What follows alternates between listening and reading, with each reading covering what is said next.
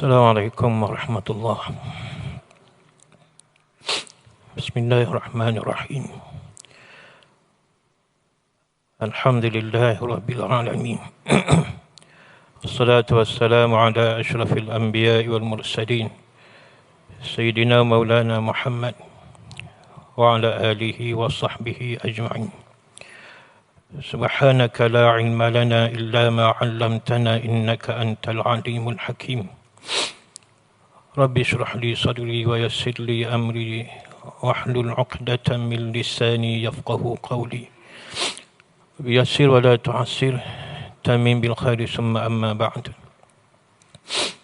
Alhamdulillah, kita bersyukur kepada Allah Subhanahu wa taala kerana kita diberi kesempatan untuk bertemu pada malam ini. Mudah-mudahan pertemuan kita dirahmati oleh Allah Subhanahu wa taala. Qala Rasulullah sallallahu alaihi wasallam. Hari ini kita akan baca hadis ke-19 daripada hadis 40. An Abi al-Abbas Abdullah Ibn Abbas radhiyallahu anhuma qala كنت خلف النبي صلى الله عليه وسلم يوما فقال يا غلام إني أعلمك كلمات احفظ الله يحفظك احفظ الله تجده تجاهك إذا سألت فاسأل الله وإذا استعنت فاستعن بالله واعلم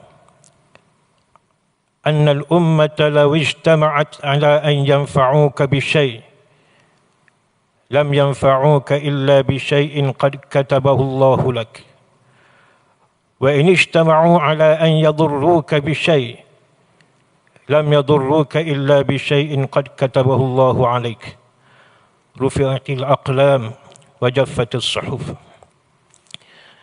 Satu hadis yang diriwayatkan daripada Abdullah bin Abbas radhiyallahu taala anhu. Kata Ibn Abbas, dia cerita satu hari aku berada di belakang Nabi sallallahu alaihi wasallam di atas satu tunggangan. Dia naik kuda ke himar ke, dia duduk belakang Nabi sallallahu alaihi wasallam. Dia gendong dengan Nabi. Lalu kata Nabi, ya gulam, awal, anak. Gulam ni budak umur 2 hingga 9 atau 10 tahun. Dari bahasa Arab, gulam, awal. Kalau sobi, start beranak sampai putus susu. Sobi. Lepas pada tu dia panggil gulam. Lepas pada tu syabab, pemuda. Ni umur dalam 9 tahun, 10 tahun. Kata Nabi, ya gulam, ya awal, inni u'allimuka kalimat. Aku, kata Nabi sallallahu alaihi wasallam, nak menasihati kamu dengan beberapa nasihat. Aku nak nasihat kepada kamu, wahai gulam. Ihfazillah yahfazuk. Hendaklah kamu menjaga Allah, iaitu menjaga hak-hak Allah Subhanahu wa taala. Nescaya Allah akan menjaga hak-hak kamu. Ihfazillah tajidhu tujahak. Jagalah hak-hak Allah, kamu akan mendapati Allah sentiasa bersama di hadapan kamu dengan bantuan dan pertolongannya. Iza sa'alta fas'alillah. Sekiranya kamu hendak meminta satu perkara, hendaklah meminta daripada Allah Subhanahu wa taala. Dan sekiranya kamu ingin meminta bantuan, nak minta pertolongan, mintalah kepada Allah Subhanahu wa taala. Wa'lam, kata Nabi, dan ketahuilah, wahai budak, annal ummah law ijtama'at ala an yanfa'uka bi syai'in, sekiranya seluruh umat ini, yang dimaksudkan oleh Nabi seluruh jin dan manusia, al-uqala, yang boleh berfikir, berkumpul untuk memberi manfaat kepada kamu, memberi kebaikan kepada kamu, nescaya seseorang pun tak akan dapat memberi manfaat kepada kamu kecuali kamu akan dapati apa yang telah Allah tetapkan kepada kamu. Dan sekiranya seluruh umat berkumpul untuk menyakiti kamu, memberi mudarat kepada kamu, memusnahkan kamu, menghancurkan kamu, mereka tidak dapat melakukan apa-apa kecuali perkara tersebut telah Allah tentukan kepada kamu. Rufi'atil aqlam, sesungguhnya qalam yang menulis takdir manusia telah diangkat, kata Nabi SAW. Wa jaffatis suhuf, dan kertas tulis takdir itu dah kering lah. Nabi beri perumpamaan. Kering ni dengan makna lama dah tulis. Yang kedua, tak boleh nak ragu. Makna ketetapan yang Allah tentukan kepada manusia dah tetap lama dah dan tak boleh berubah. Hadis ni, mengikut kata ulama yang mentadabbur hadis ni, ulama-ulama yang mentadabbur hadis ni, dia kata kami merasa takjub dan merasa terkejut dengan betapa dalamnya nasihat ni, betapa menyeluruhnya nasihat ni yang telah Rasulullah SAW nasihatkan kepada seorang kanak-kanak. Nabi nasihatkan kepada seorang kanak-kanak dengan nasihat yang sebegini, yang berkaitan dengan akidah, kebergantungan kepada Allah Subhanahu wa taala semata-mata, bahawa Allah satu-satunya tempat pergantungan, bahawa Allah Subhanahu wa taala telah menentukan seluruhnya dalam hidup kita. Budak lagi bersandar, ajar tentang akidah, ajar tentang takdir Allah Subhanahu wa taala, ajar kepada anak-anak bahawa ketentuan Allah itu terbaik dan tak boleh ubah dah. Ini cara Rasulullah SAW mendidik anak-anak, mentarbiah anak-anak. Benarlah, seperti satu hadis Nabi SAW yang lain.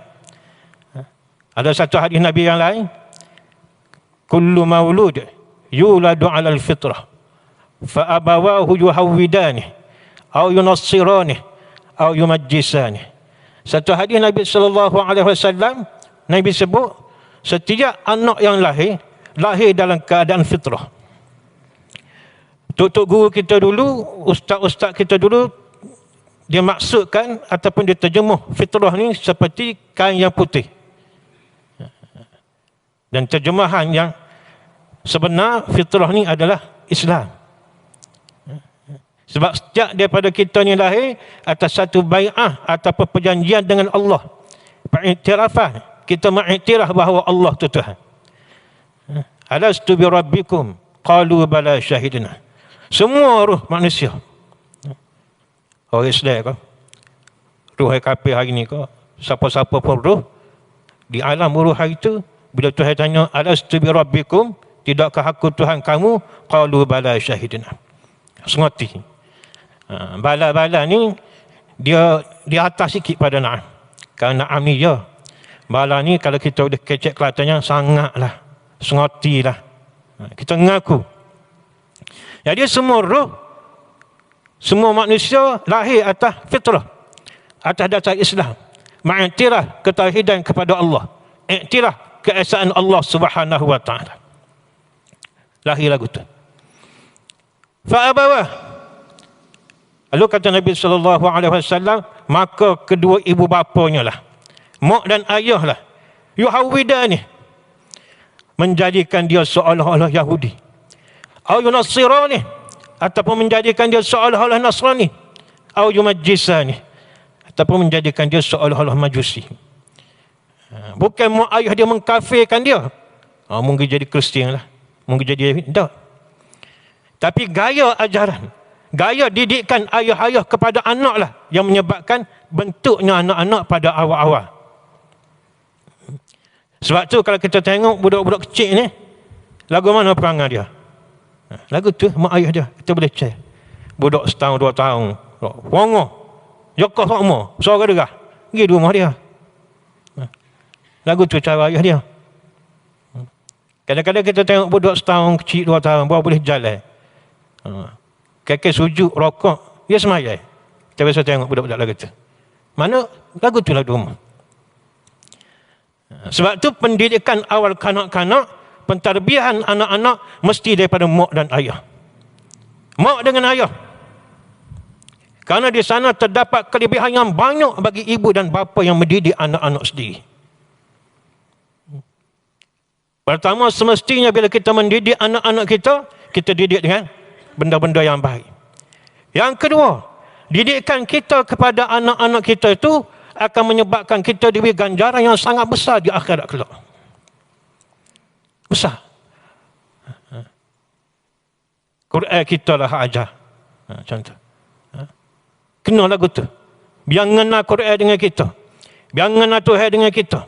Biar ngena syariat dengan kita. Biar ngena akhlak dengan kita. Sebab setiap perilaku dia selepas pada tu, kalau bersandarkan dan bersumberkan apa yang kita ajar, maka pahala tetap mengalir selama-lamanya. Ada satu hadis, man sanna sunnatan hasanah falahu ajruha wa ajru man amila biha ila yaumil qiyamati wa la yanqusu min zalik. Wa man sanna sunnatan sayyi'ah falahu wizruha wa wizru man amila biha ila yaumil qiyamah wa la yanqusu min zalik.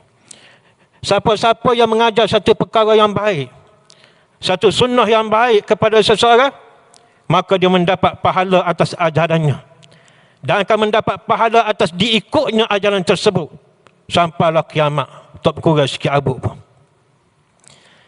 Maknanya kalau kita yang mendidik anak kita dengan Al-Fatihah contohnya, ataupun dengan Alif, Ba, Ta contohnya, maka selagi mana anak kita membaca Al-Quran dengan ajaran kita tersebut, maka pahalanya mengalir sampai bila-bila. Bila anak kita ajar cucu kita pula, pahala tu boleh kita. Hak tu masuk wala yang qusu min zalik ila yaumil qiyamah. Pahala. Begitu juga kalau kita ajar anak-anak kita perkara hak tak molek. Didikan dengan didikan hak tak comel. Membiarkan dia hidup bebas. Seperti kita sebut tadi, Yahuda ni. Meyahudikan dia. Mengikut cara hidup Yahudi. Dengan cara membebaskan dia. Biar dia terpengaruh dengan suasana semasa. Kita biar anak kita hidup bebas. Contoh, dalam bab, kita ambil contoh mudah. Menutup aurat bagi anak perempuan. Kita biar dia beli baju-baju tidak menutup aurat. Contoh mudah lah ni, kita ayah, kita ada pitih, anak nak beli baju, nak raya, contoh. Kita beri pitih dia, gilah nak beli baju. Lalu dia beli baju hak tak menutup aurat. Itu masuk menyahudikan dia. Dia hidup dengan cara lagu tu, kita bebaskan dia. Anak kita, isteri kita. Kita biar anak-anak kita baca bacaan yang tak sepatutnya. Pitih kita beri. Dia beli buku-buku tak comel, buku-buku hak seksi dan sebagainya, orang masuk dari rumah. Kita biar. Kita tak marah. Itu menyahudikan dia. Kita mari masjid. Anak tak tahu duk mana. Contoh malam ni. Anak kita duk mana hak jahat. Ada di masjid dengan kita. Kau duk mana? Kita biar dia. Tak ikut cara hidup Islam. Kita tuk lebar dah. Bini tuk lebar juga. Mari. Anak duduk rumah. Tengok TV, tengok gapo lah ni, orang kata tandingan nyanyi kau dulu, akademi Fantasia. Ni gapo dah? Gegawagansa kau gapo kan? Ada. Kita duduk di masjid. Anak duduk rumah. Tengok undang-undang lagu tu. Kelik kita tak marah. Kita tanya pula siapa menang malam ni. Siapa menang malam ni. Anak kita tubik dengan jatah. Anak Tina tubik pergi pasar malam. Yang budak jatah. Tak marah. Siap tanya ada pitih kau nak pergi. Anak turun. Allah tepi keledar. Tak pakai tepi keledar. Kita biar. Lawan ni suasana. Tu Yuhawida ni. Yunasira ni. Kalau kita baca dalam buku yang berkaitan dengan orientalis. Dia tulis antara cara nak merosakkan anak muda ialah dengan cara menyahudikan mereka. Menasranikan mereka. Iaitu dengan cara melemparkan kepada mereka al-lahwu wal-lagwu. Permainan dan perkara-perkara yang melarakan.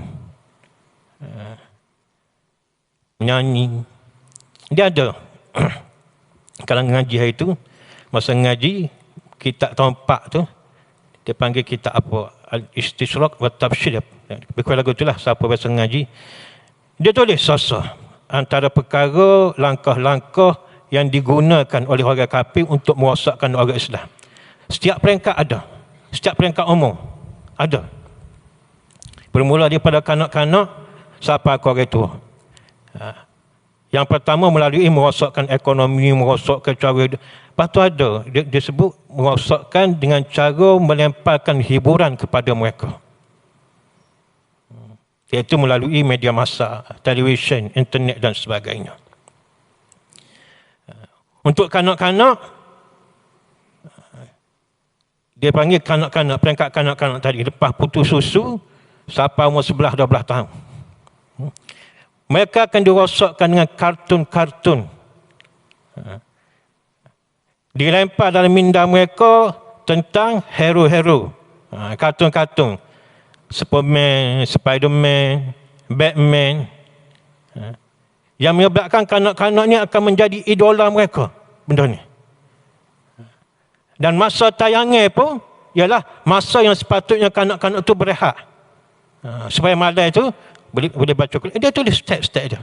Sebab tu kalau kita tengok cerita kartun di TV di rumah-rumah kita, dia start pukul berapa? Start pukul 4. Pukul 4 sampai pukul 7.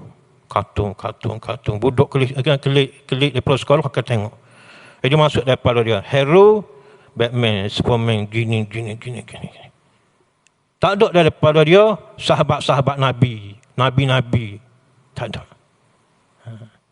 Sebab tu, kalau kita tanya anak-anak kita, Acuk sebut 10 sahabat Nabi yang diajin ke syurga. Boleh? Tak boleh sebut. Kalau sebut, Acuk sebut 10 superhero, dia boleh sebut sasa. Batman, Superman, Spiderman, apa lagi? Iron Man, semua. Dia boleh sebut. Kalau sebut 10 orang tadi, tak boleh dia. Sokong dia, kita tak boleh. Dia rosakkan minda.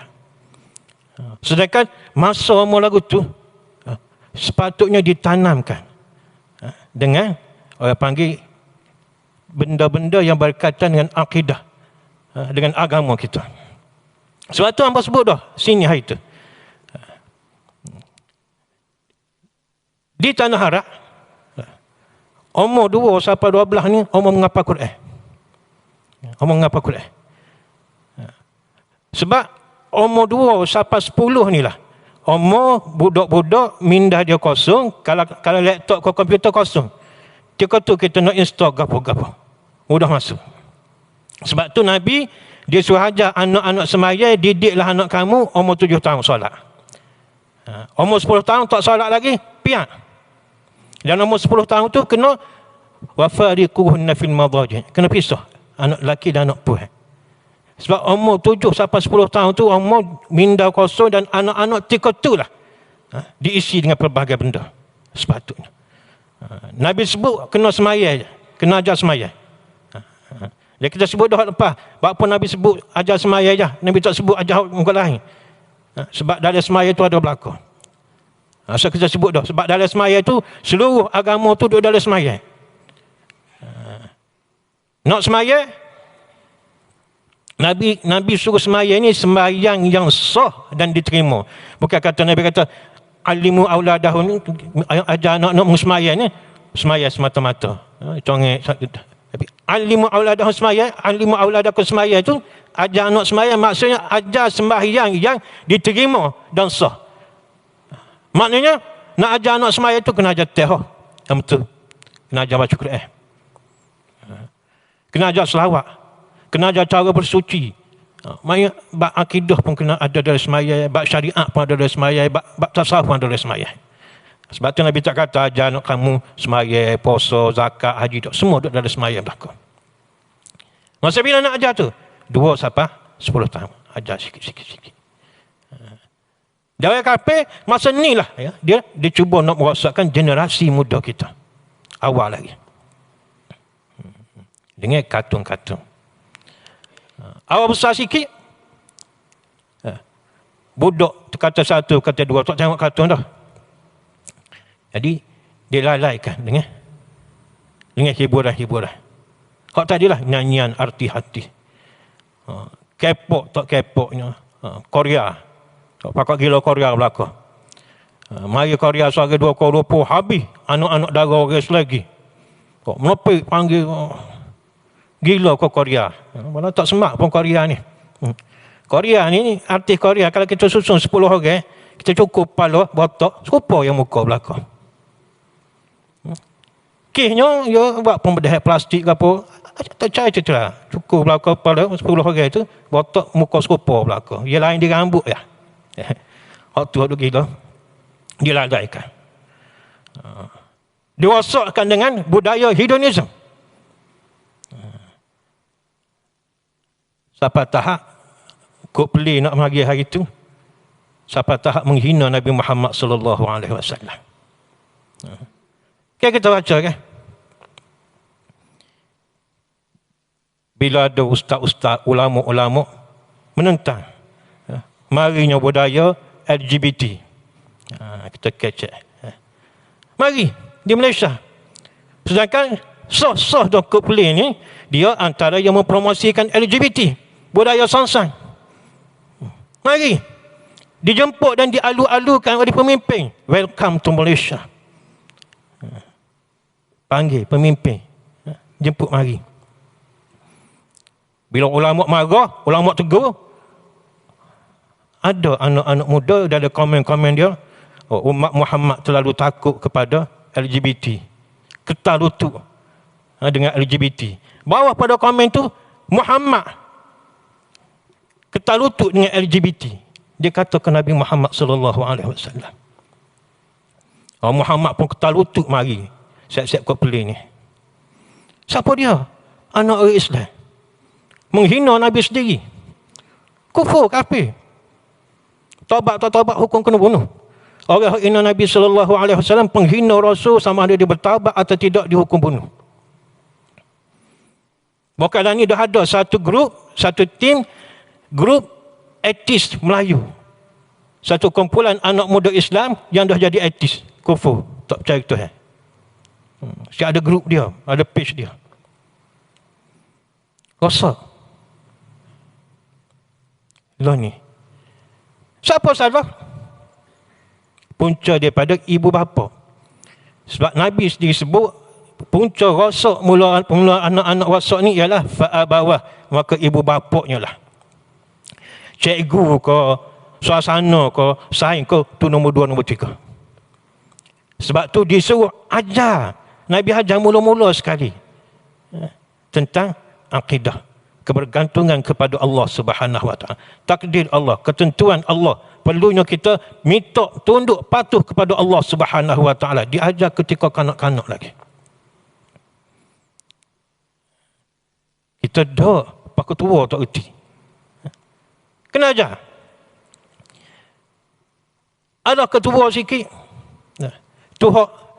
Tu hak orang muda, hak budak-budak, hak orang tua ada juga. Sebab dia nak merosakkan orang Islam setiap generasi. Dia rosakkan dengan al-lahu, perkara lalah. Dan ditulis dalam kitab tu, kelak-kelak bola sepak. Antara salah satu cara nak merosakkan umat Islam ialah dengan kelak-kelak bola sepak. Marah ni kalau kita sebut. Dilalaikan, menjauhkan umat Islam dari kebudayaan agama, gaya hidup agama. Sebab tu kita tengok berapa ramai umat Islam sanggup menghabiskan masa kerana bola. Mulai ada bangun malam tengok bola 2-3 jam. Kalau suruh qiyam tak bangun. Dia lari daripada gaya hidup Islam. Kelak-kelak bola sepak. Dan kita pun berbangga lah. Bersebut hari itu berbangga pakai jersey bola sepak. Sedangkan jersey kelak Eropah ni kalau tidak salib, setan duduk dada. Manchester United, siapa peminat dia? Beli baju, pakai mulai ada. Apa dia di dada dia tu? Setan. Soho pikul setan kata riti. Soalnya kau mati dengan baju tu? Tak jatuh kufur dah. Cuma tak comel. Solid. Duduk di dada. Erek kira teriti masuk sejid semaya. Soalnya kau mati dengan baju tu? Itu bukan akhlak kita. Mereka cuba menjauhkan kita daripada gaya hidup Islam yang sebenarnya. Dan kita termakai benda tu. Orang pun ada. Kalau kita duduk tengok ratus-ratus episod. Apa dia tu? Indonesia. Dia panggil. Ratus-ratus episod tu. Petai-petai tu. Panggil ke apa lah? Tak ingat lah. Drama-drama Indonesia. Drama-drama Sepanyol. Percintaan antara lelaki dan perempuan. Orang tina gaweng orang jatuh. Suka kita tengok. Korea. Kalau tengoknya makcik-makcik umur 50. Dia tengok orang gaweng Korea pakai dia. Korea gaweng. Rosak habis masa belakang. Kita anggap perkara biasa. Sedangkan tu perancangan orang-orang Orientalis nak menjauhkan kita daripada agama kita. Penjajahan. Kalau kita baca tajuk Al-Ghazwul Fikri, peperangan, dia panggil perang minda. Perang pemikiran. Ada 2 peperangan dengan umat Islam. Pertama, perang askari dia panggil. Perang dengan askar. Perang bertujuan untuk menjajah negara. Dan ni dia tak sesuai untuk masa sekarang. Disebut sebab orang ramai nanti marah. Disebut. Yang kedua ialah penjajahan pemikiran. Yang mana kita nak satu hari nanti anak-anak orang Islam lari daripada agama mereka dan ikut cara hidup kita. Bukan masuk Kristian, tapi ikut cara hidup kita. Yang pertama, cara dia menjauhkan mereka daripada ulama-ulama mereka. Boleh cek buku dia. Bagaimana cara nak menjauhkan generasi muda Islam daripada agama mereka? Pertama, menjauhkan anak muda daripada ulama-ulama mereka. Nampak mana? Dan bendanya boleh nampak lah ni hari ni. Dengan cara menimbulkan naratif yang buruk terhadap para ulama. Ulama penunggang agama, ulama ada kepentingan, ulama jual agama, ulama tak ikhlas. Yang mana akhir sekali bila benda ni disuat hari-hari, ulama penunggang agama, ulama ada kepentingan, ulama-ulama gini, akhir sekali anak muda akan rasa ulama ni betul-betul buruk. Ulama yang berpolitik, ulama yang ada kepentingan, nak jabatan, nak kuasa. Jadi kita kena lawan ulama hal lagu ni. Kita tak usah dengar benda lagu tu. Dengar, hari-hari dengar. Apa tujuan dia? Apa kita sebut tadi? nak menjauhkan anak muda daripada agama, daripada ulama. Menjauhkan politik daripada agama. Dia tak usah beri ulama pergi politik. Bila ulama tak pergi politik, tinggal siapa pergi? Tinggal orang jahil. Bila orang jahil, tak ada halal haram dalam politik. Agama tidak sepatutnya digunakan untuk berpolitik. Lah ni. Kita bukan kecil soal parti. Kita cakap soal orang nak pisahkan Islam daripada umat dia. Pelbagai cara kita tak perasan. Daripada atas perkara sampai bawah perkara. Daripada pendidikan anak-anak, ekonomi sampai dah politik. Nak pisah. Kita tak nampak. Sebab Nabi sebut dah, kita akan tengok kerja LKP. Pisah ulama daripada menimbulkan naratif buruk kepada ulama. Sampai satu ketika orang tak akan mempedulikan pandangan ulama. Orang tinggal ulama. Lalu fatwa diambil daripada orang-orang jahil. Lalu mereka sesat dan menyesatkan manusia. Sepulaunya orang tak guna dah pandangan ulama. Hukum agama ditanya pada arti. Dari mana pandangan tentang ini? Dari mana pandangan tentang ini? Kalau kita kata tak boleh, dia kata agama hak semua orang. Jadi lainnya biasa dah. Fatwa agama diambil daripada arti, ahli politik, tukar kebun sekolah kadang-kadang. Yang jumpa siapa-siapa. Rosak agama. Bila orang nak cakap, ni ada kepentingan politik, tak boleh. Betul, tak betul lagu tu. Salah. Kobe. Orang baik kijai, kita tanya pasal baik lori.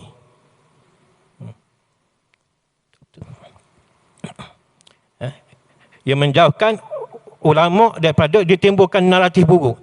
Akhir sekali, lepas pada tu, apa yang ulama cakap akan dicanggah. Hujah-hujah Quran yang keluar daripada mulut ulama, hujah-hujah hadis yang keluar daripada mulut ulama, dia kata ada kepentingan. Yang menyebabkan anak muda akan cuak dengan hujah Quran dan politik, hujah Quran dan hadis. Cuba hari ini kita berhujah dengan anak muda dengan Quran dan hadis. Ada dia nak terima? Kita syarah. Dia kata ustaz ada kepentingan. Hari itu bila ada orang tegur, sukan Olimpik, sukan hak buat di Malaysia, orang tina pakai seksi, nampak habis belakang. Ustaz tegur. Kata ustaz ni tak boleh tahan nafsu, dia kata. Hak komennya anak Islam. Jadi akhir sekali anak muda akan cuak ke ulama. Cuak ke hujah Quran dengan hadis. Akan benci orang soleh, orang warak. Dia akan jadi lagu tu. Orang warak ni ada kepentingan khawarij. Dia disebut khawarij. Itu panjang cerita pula nak sebut. Akhir sekali anak muda Islam ni, dia akan benci Islam, dia akan benci ulama, dia akan cemuh dengan hujah Quran dan hadis, dia akan cemuh dengan gaya hidup Islam, semua sekali berkaitan dengan Islam, dia akan cemuh. Bila dia cemuh, ke mana pemikiran dia akan pergi? Dia akan terarah kepada yang berlawan dengan Islam tadi. Dia akan pergi kepada liberal, dia akan pergi kepada sekular, dia akan pergi kepada cara hidup Yahudi, dia akan pergi ke tu. Semaya tak tinggal. Askar Zioni ada semaya. Mengikut Islam. Tentera Israel tu ada Islam. IDF tu. Tentera Israel. Hak lawan Hamas. Ada Islam. Semaya. Menghadap kiblat. Muka dia hadap kiblat, senjata dia harap orang Islam. Jadi akhir sekali, tinggallah orang Islam ni hanya pada nama je. Tidak pada akidah. Akidah rosak. Tidak pada syariat, tidak pada akhlak, tidak pada gaya hidup, tidak pada cara hidup. Sekali, generasi muda Islam rosak. Itu tujuan dia. Dan bila jadi lagu tu, dia tak payah guna askar dah untuk serang sesebuah negara. Orang Islam dalam negara tu sendiri akan seruh negara dia kepada orang kafir. Dia jadi lagu tu. Ada kemungkinan ada berlaku? Ada. Negara kita ada kemungkinan. Bila kita tengok unjuran yang berlaku. Step. Ada kotak nenek kita dulu terima dalam akal dia boleh memikir. Satu hari nanti anak cucu dia akan kata lagu tu kepada Nabi Muhammad sallallahu alaihi wasallam. Kata lagu tu kepada umat Islam. Tak, kita tak terfikir lagu tu. Tapi benda ni berlaku. Yang mustahil pada masa lalu akan berlaku pada masa hari ini. Yang mustahil pada masa hari ini akan berlaku pada masa hadapan. Jadi yang mustahil pada pemikiran kita, bahawa satu saat dan satu masa negara kita ni akan jatuh ke tangan kafir, mustahil. Itu hari ini. Tapi bila satu masa, bila generasi kita abaikan, kita tak cara, tak didik dengan agama, akan jadi begitu. Seperti sebut tadi, akhir sekali dia tak perlu bawa askar untuk serang negara kita. Orang, generasi kita sendiri, anak muda kita sendiri akan serah negara kita kepada orang kafir. Sebab taksir ulama tadi. Itu yang berlaku. Yang bakal berlaku, yang mustahil berlaku, tapi yang tu yang bakal berlaku. Apa kita sebut itu? Sebelum tahun 1948, adakah orang Palestin rasa negara dia akan jadi seperti hari ini? Sebelum 1948, Palestin masih milik orang Islam. Hak orang Islam. Yang mentadbir, yang memerintah, yang menguruskan. Orang tak sebelum tahun 1948 itu dia terfikir kalau tahun 2023 anak cucu dia ada. Dia terfikir kalau tahun 2023 ni anak cucu dia hak duduk di Palestin nak masuk kena minta dengan Yahudi ke. Elektrik semua sekali orang Yahudi kontrol. Hak celebuh sepah hari ni dia terfikir ke? Dia tak terfikir. Sebab tu dia tak berjaga-jaga hari tu. Dia jual tanah kepada Yahudi. Kita sebut itu walaupun mufti Palestin dah fatwa jangan serah, jangan jual tanah kepada bangsa Yahudi. Mufti tak pandai ekonomi. Mufti jumu, mufti deki macam-macam. Keluar daripada mulut mereka tu. Lalu lepas 75 tahun jadi gini. Lagu tu juga kalau kita lalai dalam mentadbir, mengurus generasi muda kita pada hari ini, maka wali'iyazbillah. Tapi kemungkinan itu ada. Sebab sejarah telah berlaku di Palestin. Dan sejarah ni kejayaan dia berulang. Kalau kita ngaji sejarah ni kejayaan dia berulang. Boleh annasun aina makan wa aina mahalu. Manusia tu manusia lah, duduk mana sekalipun, duduk tempat mana sekalipun. Boleh sejarah. Itu kebimbangan kita. Dan tu yang menyebabkan Nabi SAW sentiasa mendidik generasi muda. Dan Nabi ajar berlaku generasi muda ni. Akidah Nabi ajar, syariat Nabi ajar, bahkan akhlak pun Nabi ajar. Sebab tu satu hadis Nabi SAW, anak akak dia tu, dia makan nasi, dia sebut, ya ghulam, samillah. Wakul biyaminik. Wakul mimma yalik. Atau kama qala. Budak, awal. Samillah. Budak tu duduk main tangan atas pernah makan. Samillah, bismillah kat dulu. Wakul binyami ni makan tangan kanan kat. Lepas tu makan depan kat. Adab dan akhlak Nabi ajar berlaku. Supaya generasi muda Islam ni terbaik dari sudut akidah dia, terbaik dari sudut penjagaan syariat dia, terbaik dari sudut akhlak dia, yang sepatutnya ada pada diri generasi muda. Orang mukmin. Hak tu sepatut ada. Hak tu Nabi didik. Kita tak. Kita dulu benda lain lagi. Ajar anak muzik. Ajar anak tu. Ajar ni. Tinggal fardu ain. Tinggal Quran. Waktu generasi itu akan menjadi rosak. Dan kita tak nampak. Sebab dia tak akan berlaku masa ni. Dia akan berlaku 2-3 tahun. Generasi yang akan datang. Itu kena beringat. Batang bersebutlah itu. Nak tengok generasi Islam terbaik, dan ni kalau tengok Syekh Hamad, pemuda dia lagu mana? Kalau tidak pun kita undur Sultan Muhammad Al-Fatih yang membuka kota Konstantinopel. Nak cerita dia kan, Nabi sebut la tuftahannal Konstantiniyah fala ni'mal amiruha wala ni'mal jaisu zalikal jaish. Konstantinopel ni kata Nabi akan dibuka satu masa, akan ditakluk oleh orang Islam. Maka pemimpin yang terbaik, pemimpin itulah. Tentera yang terbaik, tentera itulah, kata Nabi SAW. Lalu para sahabat selepas pada itu berusaha nak pergi. Tak berjaya, tabi'in tak berjaya. Sampai 800 tahun lebih, baru sampai Muhammad Al-Fatih. Berjaya membuka kota Konstantinopel. Lalu kita tengok bagaimana ciri-ciri tentera dia. Bukan tidak meninggalkan solat, tapi tak tinggal solat jemaah, tak tinggal qiyamul lail. Tak tinggal solat jemaah, tak tinggal qiyamul lail. Allah jauh kita. Dia beriman, bertakwa kepada Allah. Orang lagu ni baru boleh mengalahkan musuh-musuh dia. Kita sambung. Ihfazillah yahfazuk.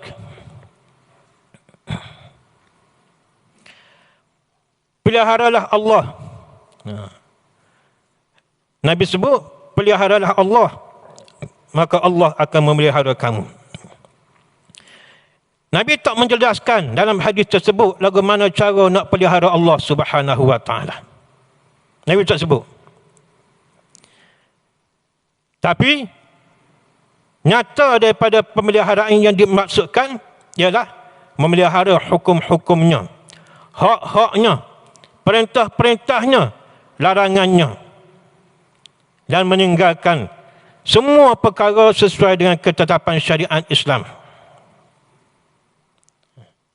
Makna menjaga hak-hak Allah seluruhnya. Seluruh yang disebut dan disuruh oleh Allah Subhanahu wa taala kita kena jaga.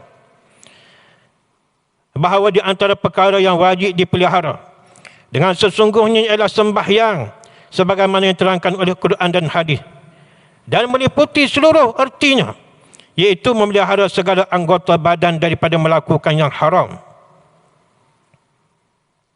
Maksud menjaga hak Allah ialah kita menjaga seluruh anggota tubuh badan kita daripada melakukan perkara yang haram.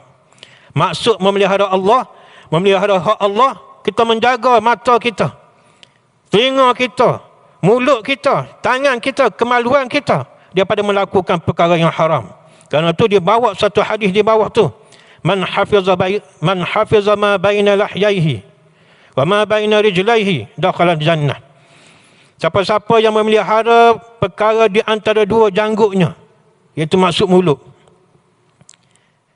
dan dua di antara kakinya, iaitu kemaluannya, maka peroleh ia akan syurga. Jaga mulut, jaga kemaluan, jaga anggota-anggota tubuh badan, maka akan memperoleh syurga. Itu cara kita menjaga Allah. Hak disebut tadi. Ihfazillah yahfazuk. Jaga Allah dengan cara ni. Yahfazuk, Allah jaga kita bagaimana pula? Melalui dua cara. Ada dua cara Allah pelihara atau menjaga manusia. Pertama, Allah menjaga kita dalam urusan dunia kita, iaitu menjaga kesihatan tubuh badan kita, menjaga urusan kita hidup di dunia, menjaga harta benda kita, keluarga kita, dan seluruh yang berkaitan dengan dunia kita Allah jaga. Yang kedua, pemeliharaan Allah Subhanahu wa taala ialah melalui cara Allah memelihara agama kita dan keimanan kita daripada dirosakkan dan dinodai oleh syaitan. Siapa yang jaga agama dia, jaga hak-hak Allah, Allah akan menjaga iman dia dan agama dia. Dia tak buat maksiat, maka Allah menjaga iman dia. Dia jaga mata dia saja, lalu Allah jaga iman dia. Jaga mulut, Allah jaga iman dia. Bila kita jaga, Allah pun akan tolong jaga tak sebi rosak. Daripada dinodai oleh perkara-perkara yang haram, syubhat hingga ke akhir hayatnya. Dan matilah ia dengan cara dalam keadaan dia beriman kepada Allah Subhanahu wa taala. Jaga daripada buat benda haram, akhir hayat kita Allah akan matikan kita dalam keadaan beriman kepada Allah Subhanahu wa taala. Tetapi pemeliharaan yang kedua ni memerlukan kepada amal soleh yang dikerjakan dengan ikhlas, selain daripada perkara-perkara yang kita sebut tadi. Kena buat juga amal soleh ini dilakukan dengan ikhlas, yang mana tidak ada ujub, riya dan takabur pada perbuatannya yang tersebut. Di samping itu, kita baca cepat-cepat. Pernah Rasulullah sallallahu alaihi wasallam mengajar kepada Sayyidina Umar radhiyallahu taala anhu satu doa supaya Allah Subhanahu wa taala menjaga diri kita daripada terjebak daripada dinodai oleh syaitan. Doa Nabi ni, Allahumma hfizni bil Islam qa'imah, wahfizni bil Islam qa'idah, wahfizni bil Islam raqidah, wa la tuti' fiyya aduwan wala hasidah. Ni doa Nabi ajar kepada Sayyidina Umar. Wahai Tuhan, jagalah aku dengan Islam masa aku berdiri. Dan wahai Tuhan ya Allah, jagalah aku dengan Islam masa aku duduk. Ya Allah, jagalah aku dengan Islam waktu aku tidur. Dan ya Allah, janganlah engkau menuruti musuh dan orang dengki terhadapku. Doa kepada Allah supaya Islam dalam keadaan berdiri, Islam dalam keadaan duduk, dan Islam dalam keadaan tidur. Maksud menjaga diri kita dengan Islam dalam setiap suasana dan keadaan. Kesimpulannya, pemeliharaan Allah akan agama Islam bagi seorang adalah perkara yang berkaitan dengan keadaan diri dia sendiri. Setara mana dia dengan Allah Subhanahu wa taala, setara itulah Islam yang Tuhan akan jaga dalam diri dia sendiri. Itu kesimpulan yang kita buat. Terjaganya Islam dalam diri kita kerana kita sendiri, kita yang menjaga hak-hak Allah Subhanahu wa taala. Yang kedua, rangkap kedua hadis tadi. Yang kedua tadi. Wa'lam anna al-ummah law ijtama'na 'ala an yanfa'uka bi syai'in lan yanfa'uka bi syai'in illa bi syai'in qad katabahu Allahu lak. Wa in ijtama'u 'ala an yadurruka bi syai'in lan yadurruka illa bi syai'in qad katabahu Allahu 'alaik. Rufi'atil aqlam wa jaffatis suhuf. Meminta hanya kepada Allah Subhanahu wa taala.